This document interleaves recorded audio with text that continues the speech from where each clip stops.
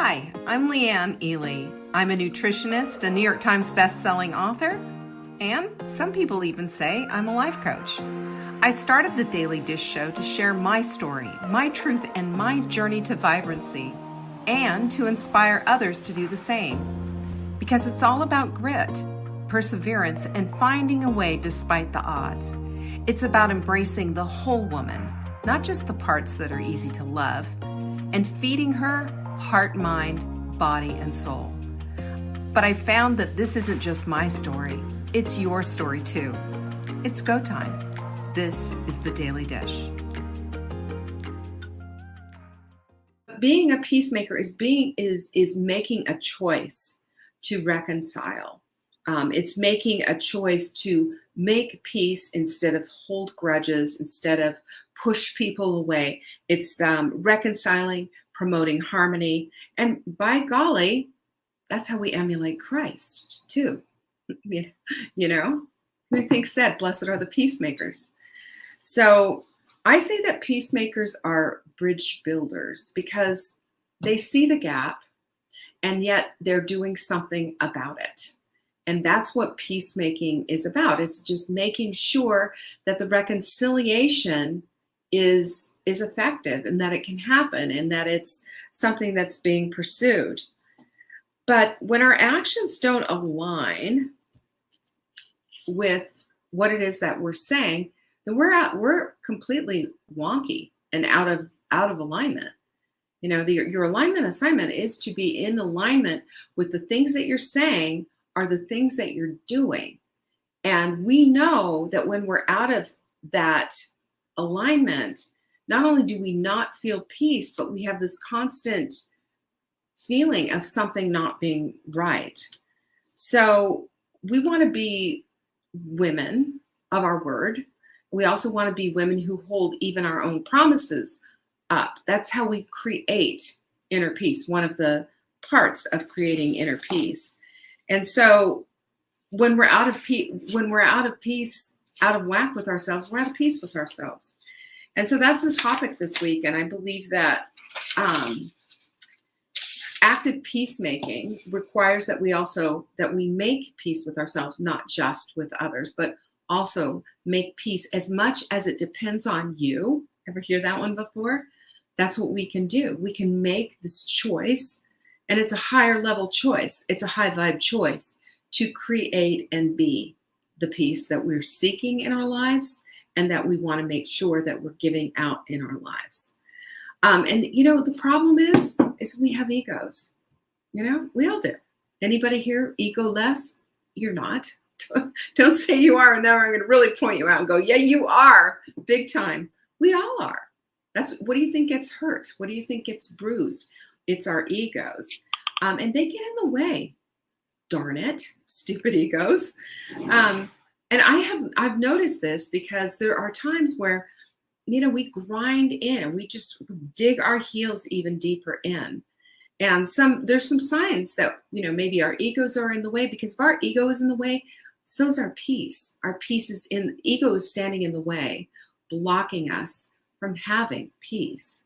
Because one thing about peacemakers is they're humble and they're, you know, they understand humility and they've had to eat a few words before, maybe take a few feet out of their mouths.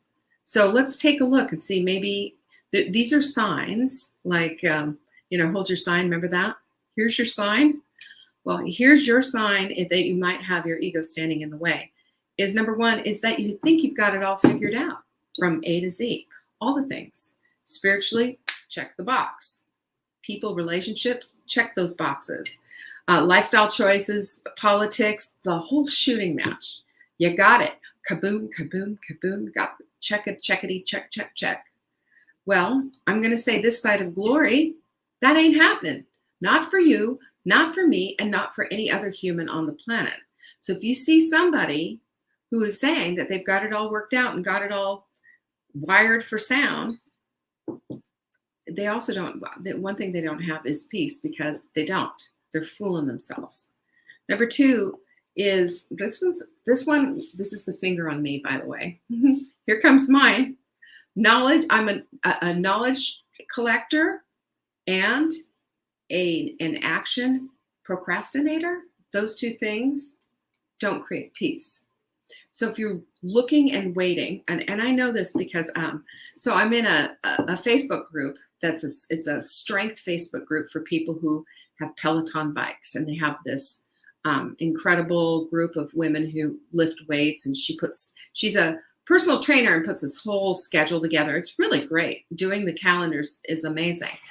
But you will see people oftentimes posting in there that says, I have been watching this group for months and following this group for months. I finally started to go into it. And they do a before and an after picture. But I always laugh at that not because I'm mocking or making fun of them, because I do the same thing.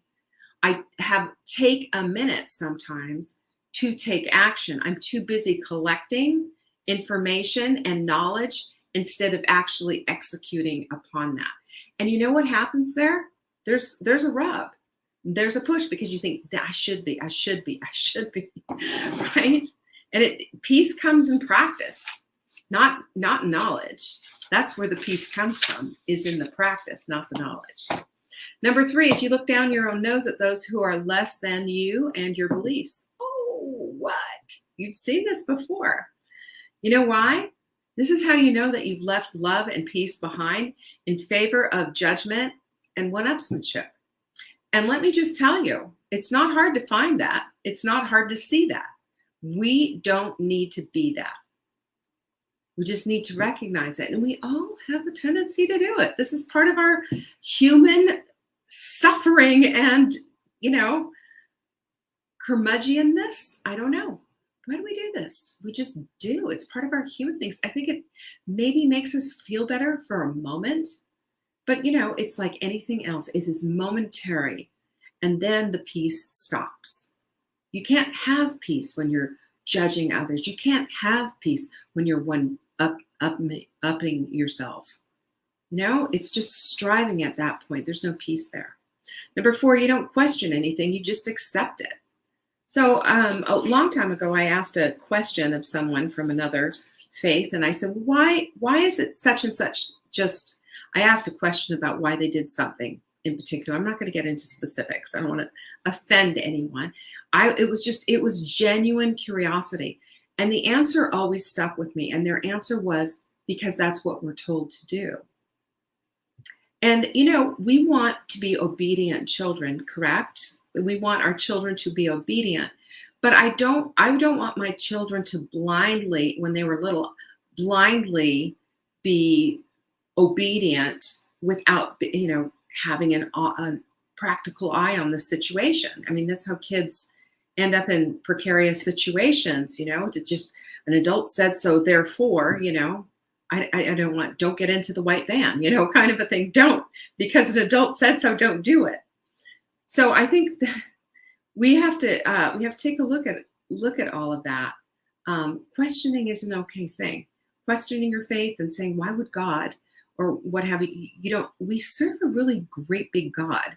And to be in that place of asking questions, that doesn't mean that you have no faith.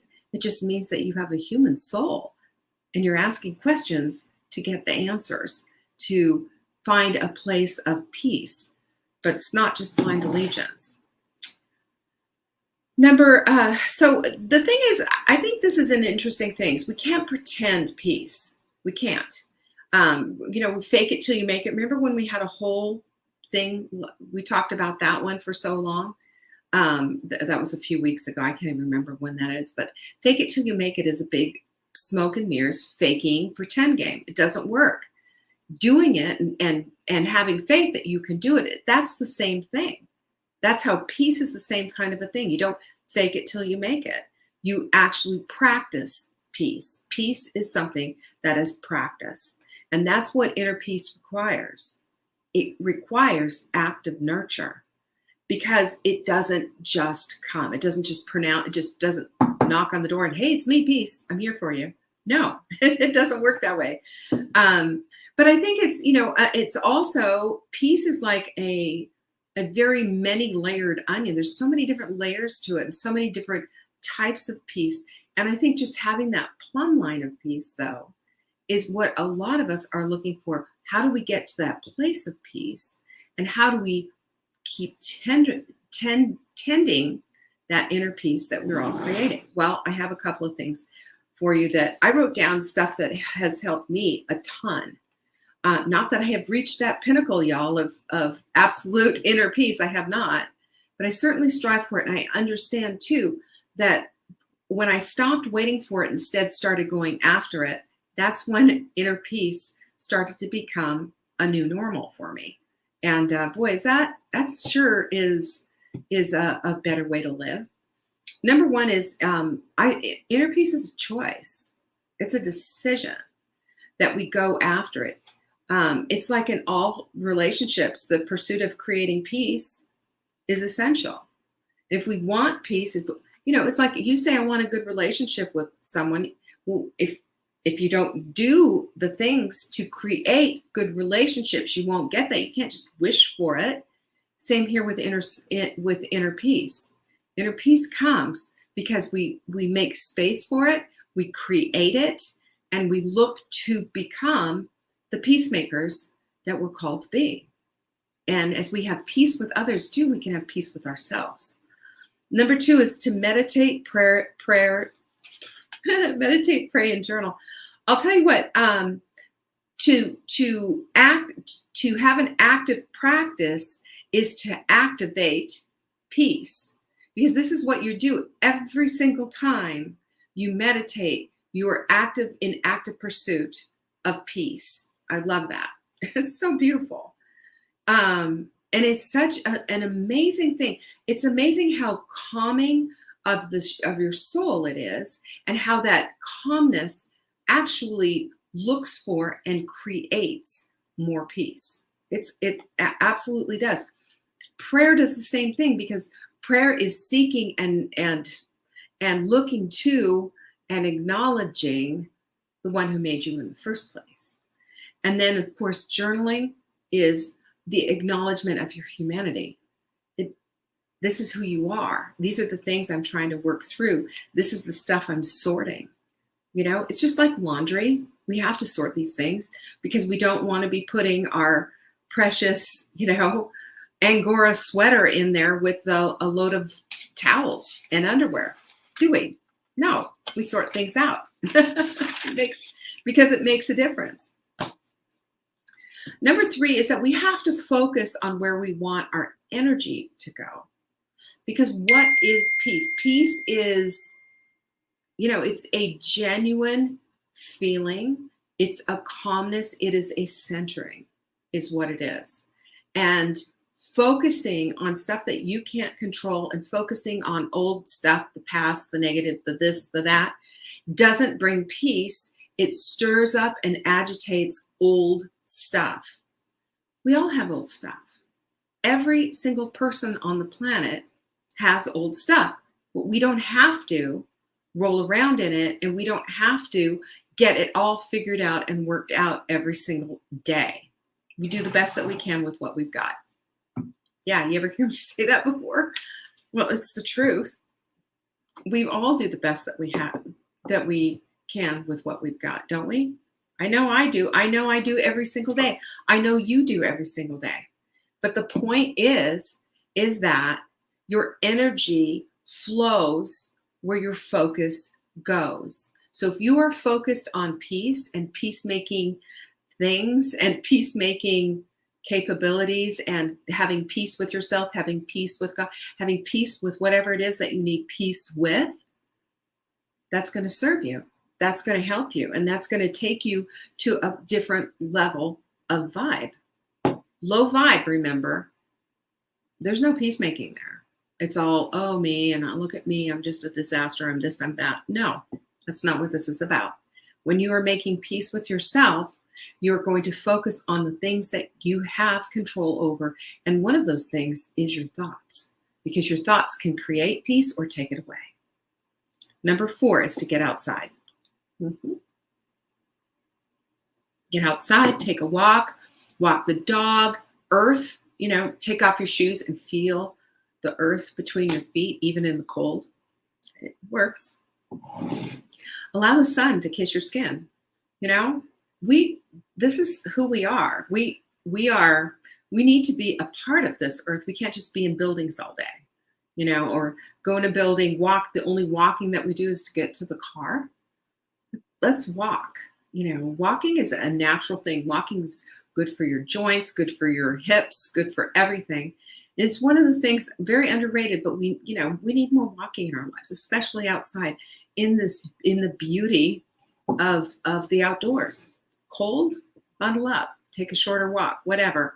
But let's do it. Let's start recognizing that being outside is good for our souls. Number 5, question yourself. I think this is a good one, because how often do we just say, am I right about this assumption? Is this true? Is what I'm thinking true? Is what I'm thinking the right thing? Am I just trying to keep the peace at any cost?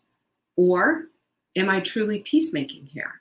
Or how about this one? Or am I just pretending to peacemake? And underneath it all, I'm gossiping, I'm judging, I'm hating on someone. What about that? And sometimes what we'll do is we will stuff our feelings in the name of peace and just say, I'm keeping the peace. And then what happens, right? And then what happens? Number 6 is to move to create inner peace. We are wonderfully and chemically made. We are. We have chemical reactions to everything, and movement is one of the biggest ones. You want some dopamine? Boom. Go outside and take a walk. Maybe you do some speed walking in between it all, right? And just some high intensity interval training. Get your blood, your heartbeat up a little bit, then bring it on down, up and down and up and down. And afterwards, the dopamine's going to go boom, boom, boom. And you're going to feel, woo! You like my sound effects? Yeah, I do. I'm having a good time with it. It's true. You make peace with your body when you move it.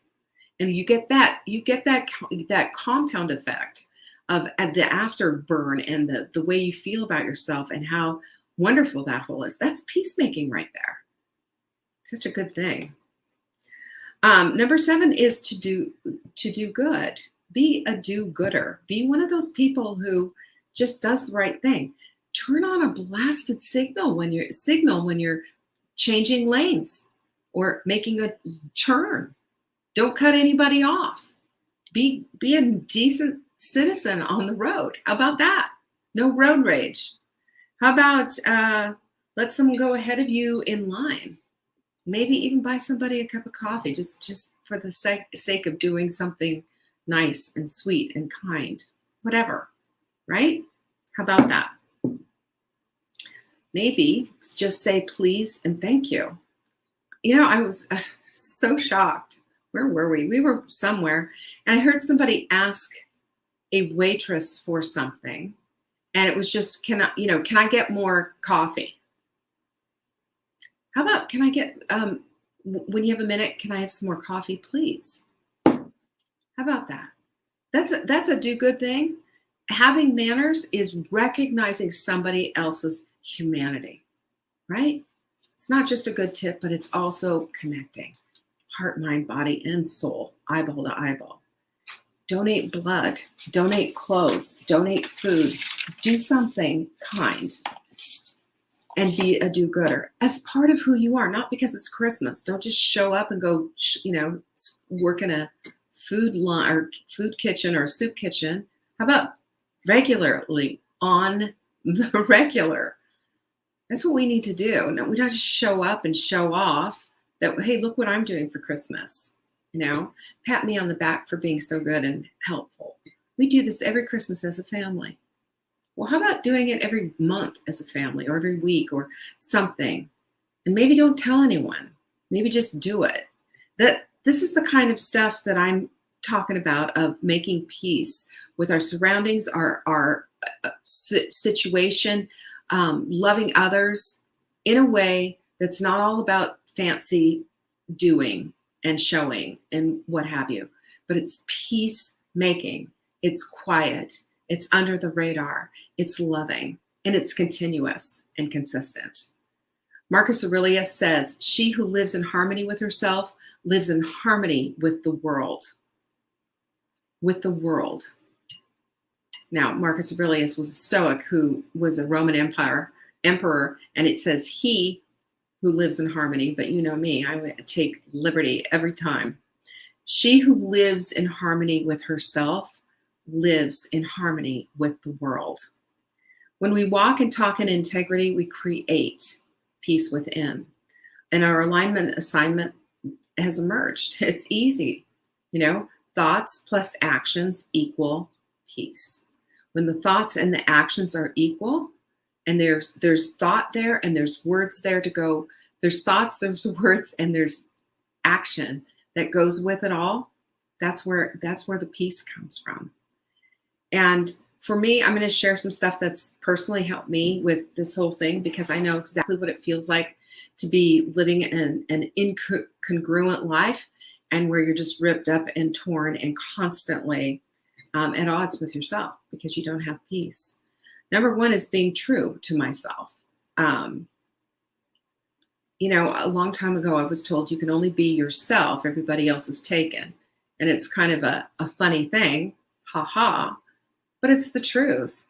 That I found that, I emulated a lot of people all the way growing up. And I constantly worked for, I worked basically, you've seen this thing, we'll sing for tips or whatever, but I worked for praise from people, from teachers, from any kind of an adult, anybody. I just worked for, I was so hungry to hear that. And what I found is that if I could just be true to myself, I don't need other people's approval of who I am anymore, because I am being true to who I am. And I know that that lines up with what God wants for me too. He doesn't want another duplicate of who I was trying to be. He wants me to be who I am. Because if I can be who I am, nobody else has her taken. So I know I'm going to do the best job at being me, more than anyone else could be. That makes me feel pretty good. Number two, doing the right thing, even when it's hard, even when it's humbling, even when it requires rugged repentance. That's a requirement for peace. It is a requirement for peace. You can't have it unless you go there. You can't have it unless you go to the low places. You go to the places where you really got to look at some stuff that you don't want to look at, And I'll tell you what, I've been there. We've all been there. If we're going to be super bare bones honest with ourselves, we've been there. We have been there and we have seen this. It's humbling, but it's absolute necessity. Number three is to make immediate amends.